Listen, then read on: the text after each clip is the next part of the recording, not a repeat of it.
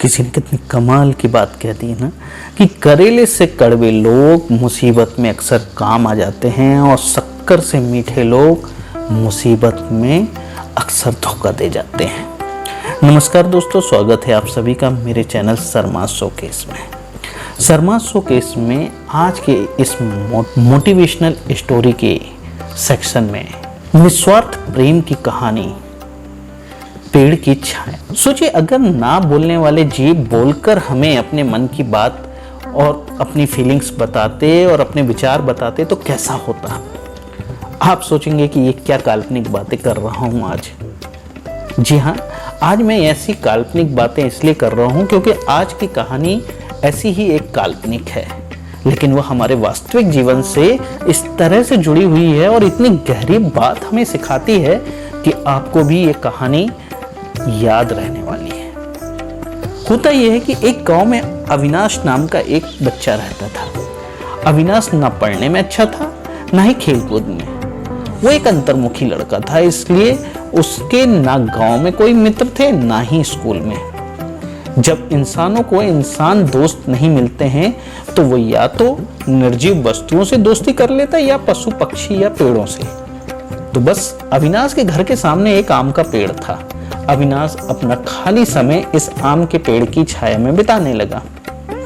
अविनाश या तो स्कूल में होता था या इस पेड़ के पास। पेड़ के साथ खेलता था, उस पर चढ़ता था, वही उसकी छाया में आराम करता और वहीं सो जाता था। अविनाश को पेड़ इतना पसंद करता था कि वह अपने मन की सारी बात अब उस पेड़ को बताने लगा था। एक दिन चमत्कार हुआ। जब अविनाश अपने मन की बातें उस पेड़ को बता रहा था तो अचानक वो पेड़ बोल पड़ा। अविनाश की खुशी का कोई ठिकाना ही नहीं रहा, क्योंकि अब ना उसे कोई सुनने वाला मित्र मिल गया था, साथ ही साथ कोई ऐसा भी था जो उससे बात करने लगा था। पेड़ ने बताया कि अविनाश की इतनी घनिष्ठ मित्रता देख वो भी अपने आप को रोक नहीं पाया और उसे मजबूरन बोलना पड़ा, लेकिन वह अविनाश जैसे दोस्त को पाकर बहुत खुश था। पेड़ को भी अविनाश की आदत हो गई थी। पेड़ अविनाश को एक दोस्त की तरह, एक बेटे की तरह दिखने लगा, उसकी फिक्र करने लगा, अविनाश की खुशी में खुश और उसके दुख में दुखी रहने लगा। इंसानों की फितरत है, वह समय के साथ बदल जाया करते हैं। समय बदला, अविनाश की उम्र बढ़ी, अब वह कॉलेज जाने लगा। उसने इस पेड़ के पास आना बंद कर दिया। बेचारा पेड़ अविनाश को याद करके काफी दुखी रहने लगा। एक बार अविनाश को अपने पास से गुजरता देख पेड़ ने उसे आवाज लगाई और अपने पास बुलाया।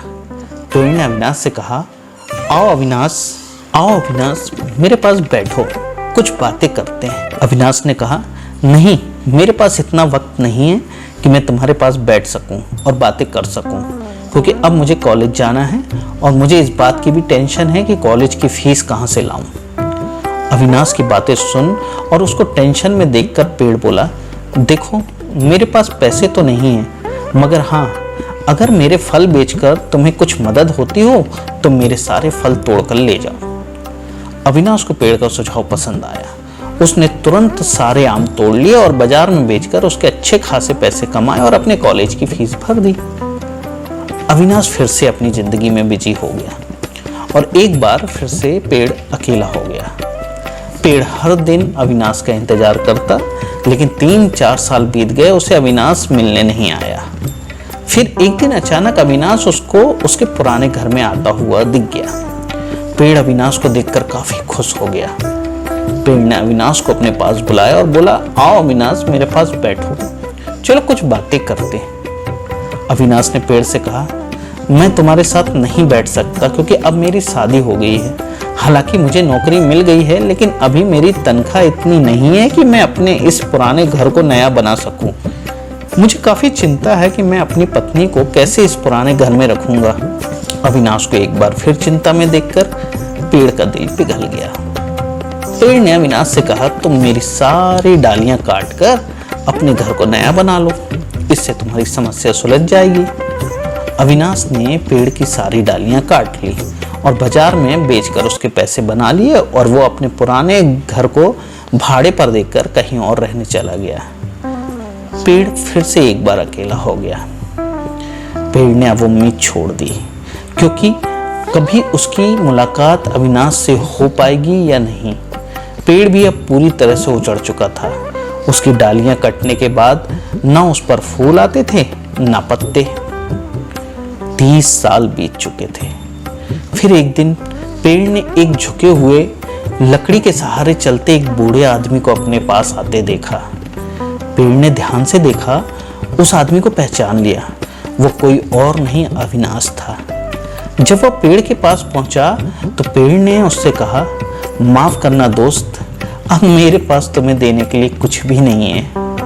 अविनाश ने कहा, मुझे कुछ भी नहीं चाहिए, ना ही मेरी कोई इच्छाएं बची हैं। मुझे सिर्फ तुम्हारे पास बैठना है और तुमसे बातें करनी है। बूढ़ा अविनाश पेड़ को ऐसे चिपक गया जैसे उससे गले लग रहा हो। जर्जर और उजाड़ हो गए उस आम के पेड़ पर नई कुंपलें उग निकली। दोस्तों, ये कहानी बड़ी ही मार्मिक है।